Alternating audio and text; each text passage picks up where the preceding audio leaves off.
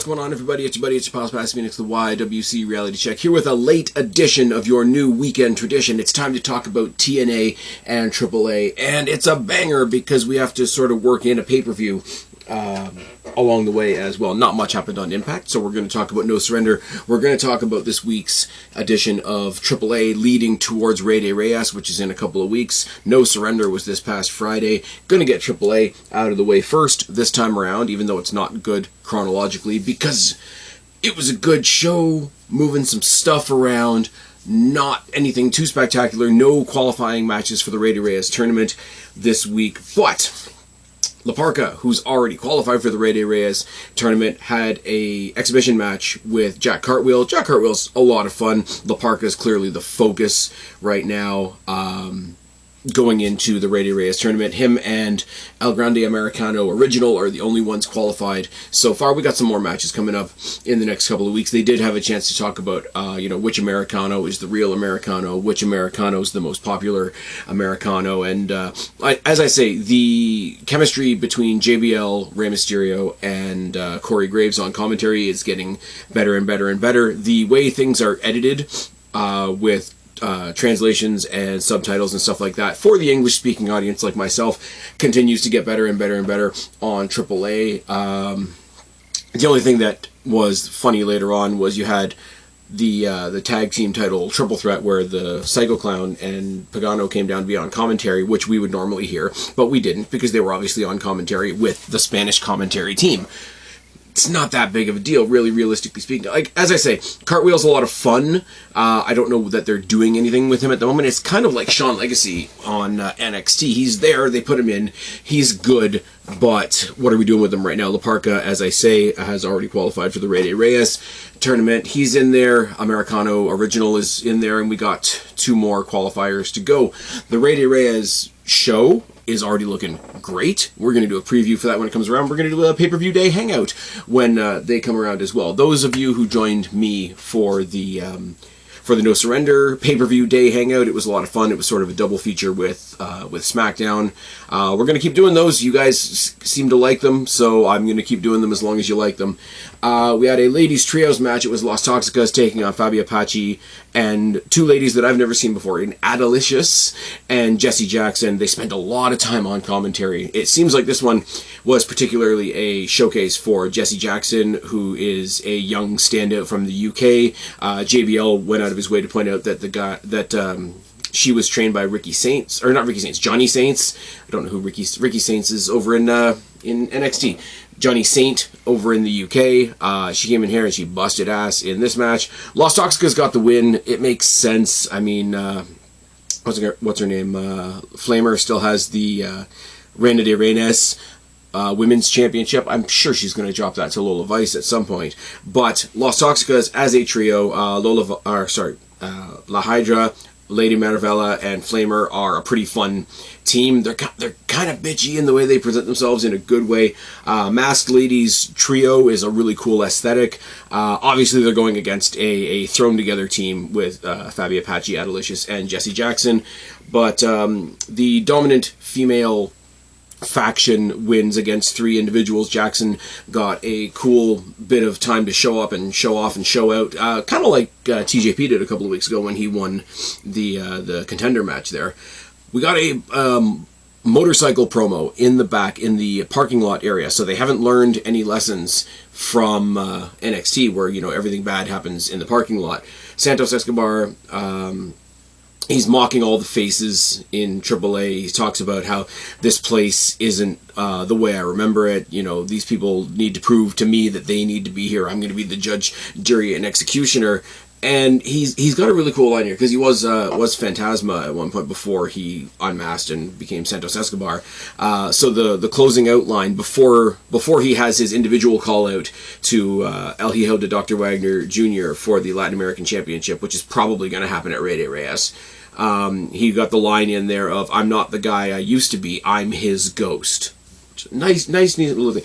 It was pre-taped, pre-packaged. Production in WWE, it is what it is, right? But it was good. He hasn't said very much. He hasn't addressed the crowd very much. This was a cool way to do it. As I say, again, being entitled here, like reading the subtitles because I don't speak Spanish. Decent promo, decent bit of build. We'll see how they build that towards the pay-per-view itself. I know that Vikingo and Dominic Mysterio are scheduled next week for a contract signing for their match at Rey de Reyes, but other than that, we have a continuing mystery in AAA. Who's taking out the clowns? Who's targeting the clowns? A couple of weeks ago, when they had their tag team championship match, they ran to the back after their victory, and they found out that Panic Clown had been taken out. He was in the ambulance, and rah-de-rah-de-rah. This week, it was Frank the Clown, which was brought to the attention of the tag team champions and the audience when Murder Clown came. I love the names. I love the Psycho Circus. It's fucking great. Came down to tell them, like, oh, like another one of us has been attacked. So there's a big mystery thing going on there. It's not their most immediate challengers, because their most immediate challenger are the Viking Raiders, obviously. But I think it's going to be more Wyatt stuff, or they're introducing a new team. That's my two guesses on that one. But they did have the number one contenders match, which the current champions were on commentary for. Pagano, Psycho Clown with the Spanish commentators, so we didn't get the benefit of having them on our commentary, but it is what it is. Viking Raiders versus Los Americanos and the Money Machine. Money Machine was a bunch of guys coming out, throwing around fake money and all that. It was, and I will say this because I know somebody's going to say it eventually, it was very Young Bucks-esque in the presentation, in the opening, and all that, and all the dollar signs and the green and gold symbolism, and they were basically out there wrestling in the wrestling version of like a suit and tie and suspenders and the whole bit. But they were a lot of fun. I'd like to see more of them. I didn't get their names because I didn't catch their names because I'm a terrible person. But them and the Americanos providing a stark contrast to what the Viking Raiders add to proceedings was great. The Viking Raiders making their first showing at AAA after they kind of need to recover because they've come back from this decimation at the hands of Obafemi. Now, people freaked out about the Obafemi thing. Oh, why do you gotta decimate the tag team? It's like, okay, they're the two biggest guys. Like, they're not the two biggest guys. I mean, obviously you got like the Braun Breakers and the and the Bronson Reeds and big guys like that. But you've got a team of big guys, and you're not going to have Obafemi go out there and decimate the Vision, are you? If they're not going to show up on Raw and not everybody's watching AAA, like, that's another thing to consider as well. Viking Raiders showing up here, decimating the Americanos, decimating Money Machine, and staring down. It was kind of funny because they were staring down the championship challengers, but then the champions got distracted by Murder Clown, letting them know that their friend had been hurt, and they sort of like walked away from their challengers, and the Viking Raiders kind of had to stand in the ring looking all like shrug emoji a little bit, so I don't know how they're going to deal with that, like, yeah, we're your new challengers and you just walked right by us. But it did remind me of a couple of weeks ago when we had the great promo between Finn Balor and Roman Reigns, and CM Punk started his promo at Roman Reigns by addressing Finn Balor first and sort of leaving Roman Reigns twisting in the wind there for a minute. It kind of had a little bit of that, not to the same degree, obviously, but there wasn't very many moving parts on this episode of AAA, is what I'll say. Nice little exhibition to start. La Parka and Cartwheel was fun. The ladies got out there for the 6-woman tag. Los Toxicos are a really fun team. I'm going to say once again, Jessie Jackson had a really good first night outing, very much like Jada Stone on the last episode of TNA that I spoke about when she took that massive jumping pile driver from Mustafa Ali.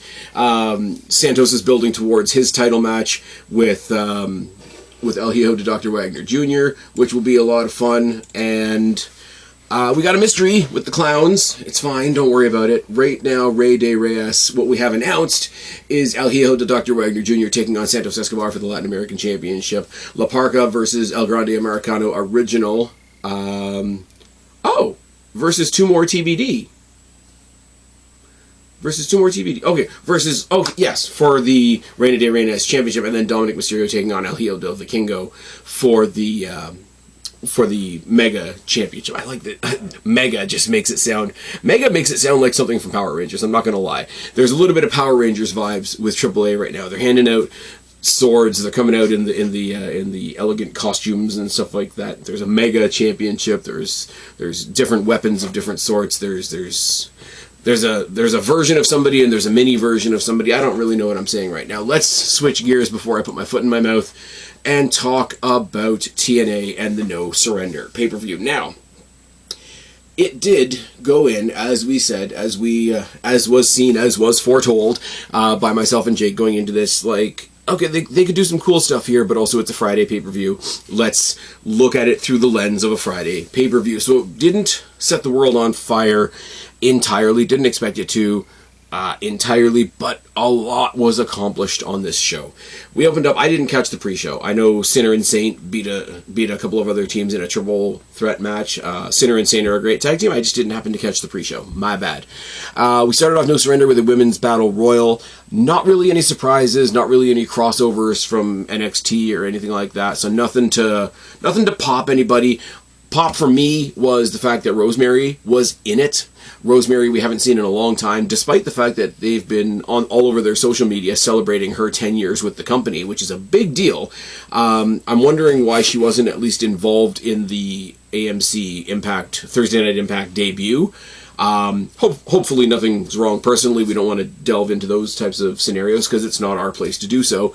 Really cool to see Rosemary back. Not so cool that she was eliminated pretty quickly after the match began. And the last two people in the battle royal, because I was like, oh, let's do Tessa. Like we're gonna talk about a moment for Trey in a second. Let's just double down. Let's do Tessa and Trey. Let's solidify TNA as the we do not give a fuck about cancel culture company, but they didn't do that. Tessa lasted till the second last, and she was the final person eliminated by Jody Threat. Now, Tessa Blanchard thought she was the winner. Jody Threat had been tossed out, but she was sort of hanging upside down out of the ring with her feet hooked on the bottom rope, and she basically came back and, you know, gave the heel her comeuppance. Tessa Blanchard also eliminated her own partners there, Victoria Crawford and the other one whose name I can't think of right now because it's tired in here. It's Happy Monday to my fellow Canadians out there that are celebrating Family Day today. Happy Family Day. A little bit of a loaded weekend. That's why you guys are getting this on Monday. And we move swiftly on. Jody Threat being a Canadian as well, like tying into the Happy Family Day, even though this happened on Friday. I've seen Jody Threat quite a bit at Destiny shows. She's really good. I think she's really underrated. The team that she had with Danny Luna for a bit, I was kind of hoping that we were going to see them versus MK Ultra, but I think Killer Kelly is off baby making, and, you know, Masha Slamovich is persona non grata in TNA at the moment. So, and Jody Threat and Danny Luna broke up as a tag team, and we're going to talk about Danny Luna in a second. So none of that is happening. But Jody Threat getting the win after we thought Tessa Blanchard was going to get the win. Kind of hoping Tessa Blanchard would win just to set Twitter on fire, but that's just me. But let's talk about the other one instead. Stax. I can't believe this was match 2. I thought they would have pushed this more closer to, not the main event scene, obviously, but I thought it would have been like the semi-main or maybe third from the main, like do this and then a filler and then the main. But no, second match out the chute is Trey Miguel going for Stax's TNA International Championship. Stax, obviously, accompanied to the ring by Ariana Grace, has the belt. The belt is still on that beautiful baby blue strap that I'm getting used to. Trey Miguel, obviously benefiting from his Feast or Fired briefcase, because, yes, no, it would not have been funny if they hired him back just to fire him again. The only people that think that's funny are AEW fans, and, well, we know what we can say about them. They can hang out in Australia in their little tiny ring. It's fine. Trey Miguel beat Stax. He beat Stax Mahoy, Stax McCoy, Stax Jobber Jones. No, I like Stax. Stax is a lot of fun. The Ariana Grace and Stax act is a lot of fun. Him holding a TNA title and kind of getting to act like Cock of the Walk on TNA while building the Birthright faction in NXT. He's kind of doing the dual job. Love that for him. I used to say, and I still kind of say now, but more so when the family was still a thing, Stax is one of the greatest hot tag wrestlers that NXT had. And NXT doesn't really have a tag team division right now. Let's talk about it. But yeah, no, the match was great. Stax showed how good he is, despite the fact that people think he's not, and Trey Miguel is fucking Trey Miguel. Trey Miguel won the International Championship, gets to be the guy that brings the TNA International Championship back to TNA, and gets to sort of wave a flag and say, this is what happens when you don't believe in cancel culture. Huge, love it. I I know it bases more around the X Division Championship, but I would love it if TNA just sort of broadened that to any mid-card champion can cash in option C and try to be a world champion. Because, spoiler alert, it's still Mike Santana, but Trey Miguel versus Mike Santana, champion versus champion for the championship, would be a lot of fun. And I want everything for Trey Miguel, because what happened to him was fucking stupid. One guy that was actually canceled by Warner Brothers Discovery, and it was stupid, and the other guy that we thought was canceled by Warner Brothers Discovery that would have made a lot of fucking sense, because maybe just don't. No, he gets to have a World Heavyweight Championship match on an international show because it's 2026 and the world is stupid. Congratulations to Trey Miguel. Couldn't be happier for the guy. Stax is probably moving more to NXT as like his full-time place again to do this faction that he's doing with Charlie Dempsey and Uriah Connors and Lexis King. There we go. Thank you, Brain, and Ariana Grace. And maybe they're bringing in somebody else. Maybe they're bringing in, what's his name, Finlay from New Japan. And all the AEW fans are immediately going to say, well, he was never any good anyway. It's fine. Don't worry about it. Kind of cool to see Jelly Roll in the crowd. I like Jelly Roll. I didn't know who Jelly Roll was till he did some stuff with WWE. I've listened to some of his music. I think some of it's good. I'm not saying, oh my god, he's all of a sudden at the top of my charts, but like, couldn't be happy for the guy. The guy's getting awards, the guy's showing up at wrestling shows, the guy's getting all kinds of like heat that doesn't make any sense from all the people that you would normally assume would be handing out heat that makes absolutely no sense. But the counter to that was AJ Francis coming out, cutting a promo, talking shit about everyone, saying, I'm going to be on commentary for the rest of the night. Took a shot at Jelly Roll. I'm not going to lie, AJ Francis versus Jelly Roll will be amusing as shit. I kind of want to see it. But he was on commentary for the next match. It was Mance Warner taking on some old dude. I don't know, Mike Armstrong, something or other. And after the match, there was a standoff between Mance Warner and AJ Francis. So, A, that's a weird match. B, I think they're solidifying sort of a very strange babyface turn for Mance Warner and Steph Delander. Steph Delander, does she just not wrestle anymore? Like, is that like she was Persia Parada in NXT? Somebody correct me down in the box below if I'm wrong, obviously. But it was like Persia Parada and Indy Hartwell for a little while were the team in NXT after Indy Hartwell was separated from Candice LeRae. I'm gonna mess all that up, but like she wrestles, right? Like this is a thing, right? Like she was doing the indie stuff with Cardona, and then now she's hooked up with Mance Warner, who's her real life partner, and she's in his corner, like backing him up, which is awesome. And if that's the role that she wants, that's great. But it's like she wrestles. Can we see her wrestle? Can we get her and Indy Hartwell back together as a tag team? Maybe, I don't know. But yeah, we don't get any of that. We get a standoff between Mance Warner and AJ Francis, and I kind of don't know what that looks like, but I kind of want to see what that looks like. Speaking of Indy Hartwell, she can't be tag team partners with Steph Delander because apparently she's tag team partners with Zaya Brookside instead. They went ahead and tried to get the Knockouts tag team titles from the Elegance brand, and that didn't work out at all because there's like 5 of them. There's 5 of them, Jesus! But, there's Ash, there's Heather, there's M, there's Mr. Elegance, and there's my buddy George Iceman, aka the personal concierge. Post-match beatdown, and the headline to take out of this is once Ash by Elegance gets involved, she gets taken out by, drumroll please, a returning Mickie James. A wild Mickie James appears. Don't know why that's a thing, but Mickie James and Zaya and Indy taking on the Elegance brand in a 6-woman tag would be a lot of fun. Let them get one of the guys on their team. Let's see if Mr. Elegance can actually wrestle. If we throw Iceman in another match, that'd be great. Get Iceman, Mr. Personal concierge guy, get him to borrow Michael Cole's like dorky orange singlet and the headgear, but like he can have his like sequin jacket on over the singlet or something like that. That could be a lot of fun. It's one of those. I've gone up and down with Mickie James. Never doubted Mickie James as a talent. Never ever ever in a million years doubted Mickie James as a talent. If you want to make a Rock Austin reference, she was the Rock when Triple H was Austin. People are going to hate that comparison, but it's kind of true. The storyline that they had together was fantastic. Trish Stratus, obviously hometown girl, gonna love her. Mickie James, not a hometown girl, fantastic in the ring. I've disagreed with her on some things outside of the ring, but that really doesn't matter in the context of me talking about her coming back and potentially wrestling again, because we were all under the impression that she had retired, gone into the TNA Hall of Fame. But no, this opens up a very, very curious, very interesting subplot. Or if she was just there for the night to get a pop at the pay-per-view, that's also fine. She's more than earned it. Eric Young took on BDE because he dropped BDE on his fucking dome on Impact, and then challenged him on the pay-per-view and beat him again and dropped him on his dome some more, and then went around and tombstoned all the security that tried to stop him.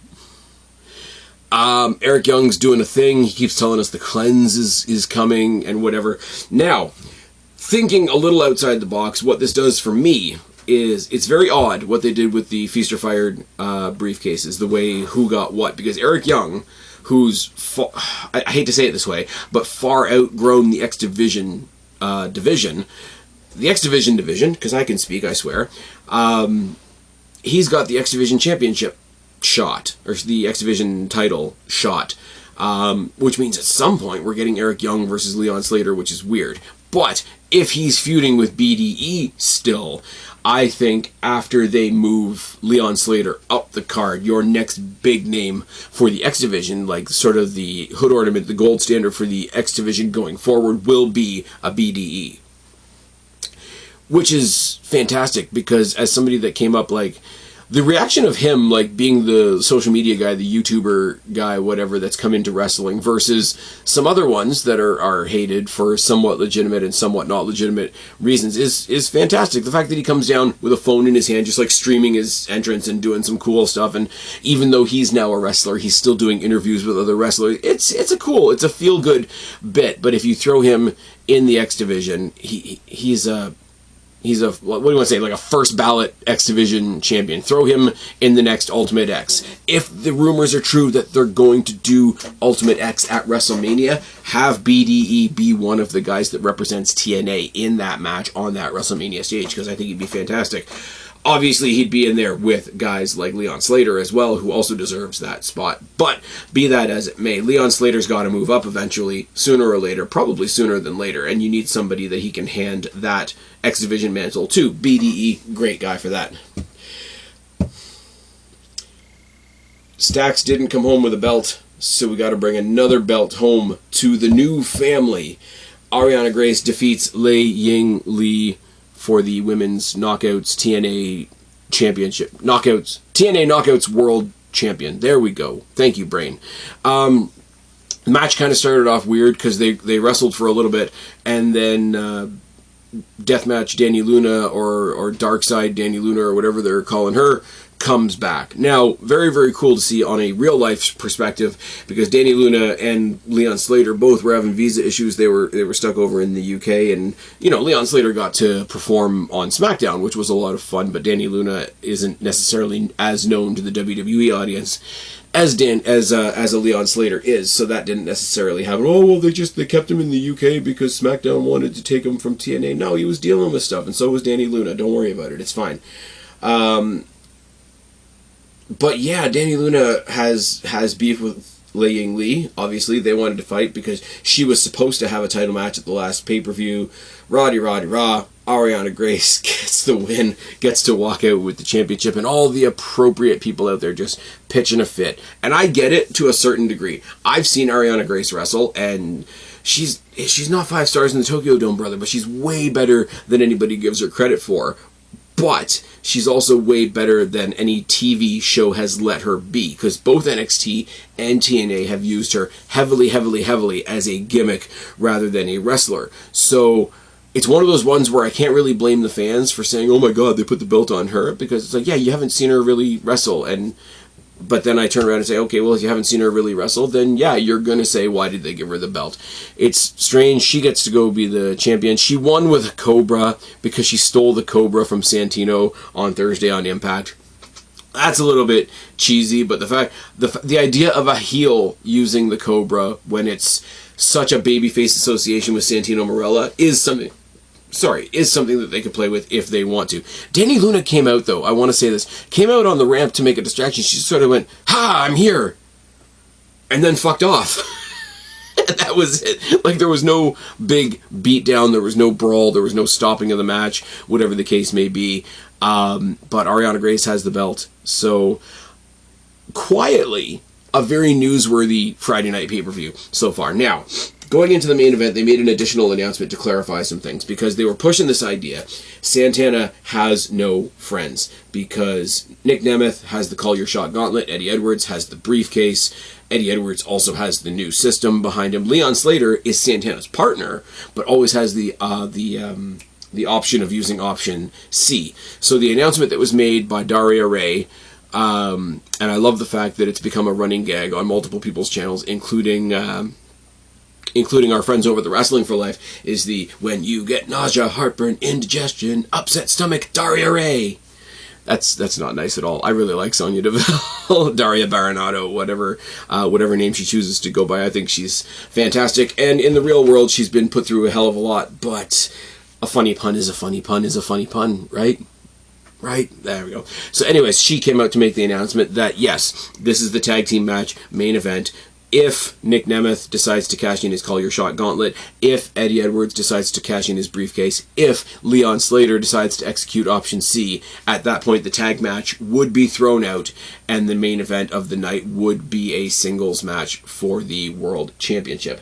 Now, very briefly, I thought, what if Nick cashes in and then Eddie cashes in and then Leon Slater turns to his partner and says, "Look, brother, all respect and all that, but if they're grabbing their shots, so am I." If they had turned this tag team match into a fatal four-way for the TNA World Championship, that would have been a really cool out-of-nowhere booking idea. That would have been a really cool, hey, I know it's a Friday show, but you still need to tune in because something really cool might happen.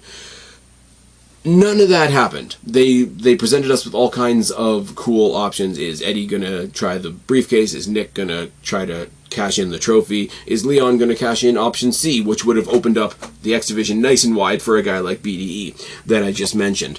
None of those things happened, but what did happen was Santana, wrestling with one of the guys on the outside, was attacked. Don't know why this wasn't a disqualification, by the way. Was attacked by Steve Macklin, who was fired, but on his way out also brawled with Santana. So clearly he's not actually fired. Clearly he's still working for the company. Clearly this is a story. Macklin and Santana brawl into the crowd. We don't see either one of them again. You're now leaving Leon Slater, the X Division champion, to defend himself against both of these guys.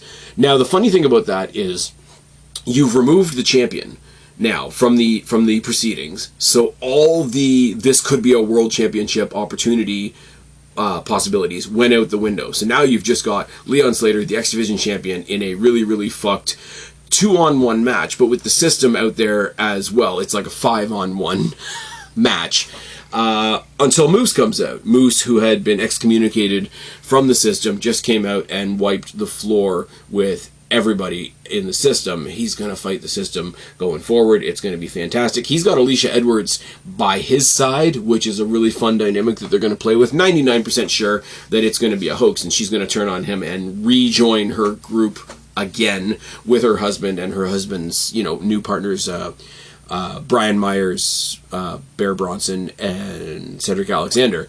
So I do think that she's being a bit of a mole right now, but even still, watching Alicia Edwards come down with Moose to destroy her husband was a really funny visual and a funny bit of logic. So that was eliminated. So what you now have is Nick Nemeth, the former Dolph Ziggler, the guy with the Call Your Shot gauntlet that's no good for the X Division Championship, versus Leon Slater. And the story at the end of the day is Leon Slater kills the only opponent left. He hits him with the Swanton 450, which is an absolutely gorgeous maneuver.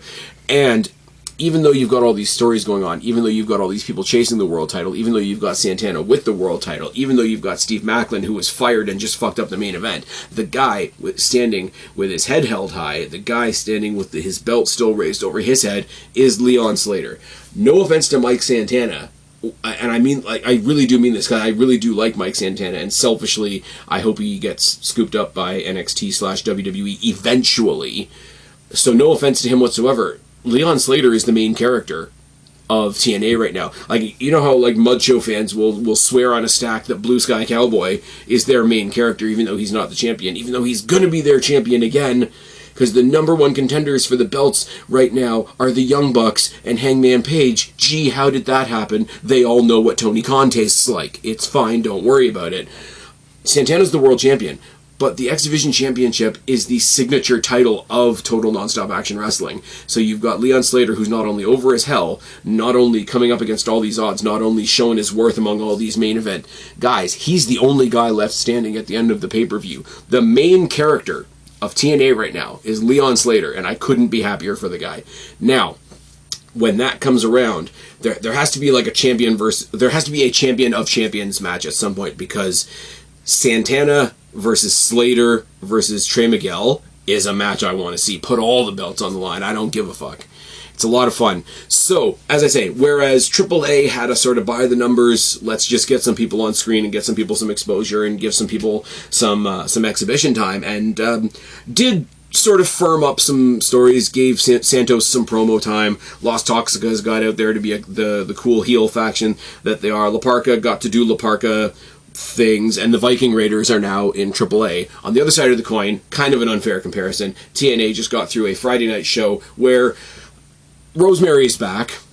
Tessa Blanchard almost became the number one contender. Jody Threat is the number one contender. The absolute vindication of Trey Miguel continues. We might be getting AJ Francis versus Mance Warner, possibly with Jelly Roll involved.